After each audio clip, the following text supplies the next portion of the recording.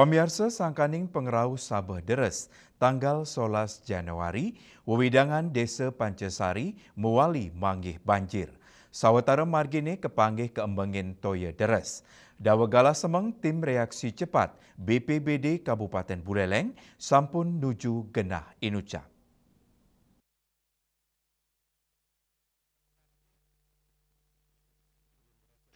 Sabederes saning lintang miwa angin barat ring tanggal 11 Januari mewali ngawinang sawetara margi ring desa Pancasari, Kecamatan Sukesade, nampenin banjir.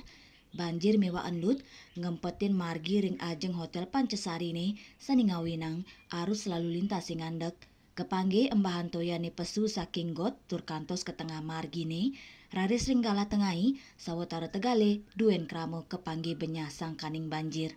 Wentan talar asiki mobil keni jebak banjir, wentan bukit sani embit.